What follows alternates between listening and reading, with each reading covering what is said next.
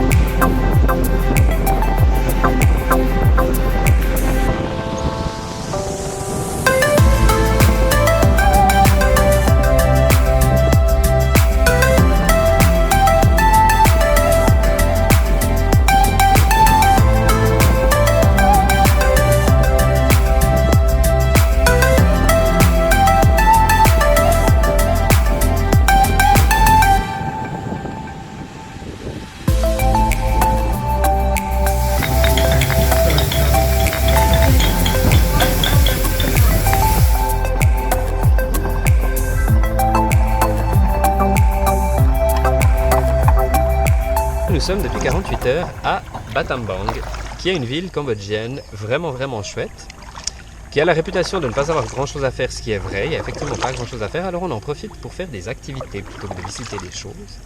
Nous avons fait ce matin un cours de cuisine et là, nous pagayons.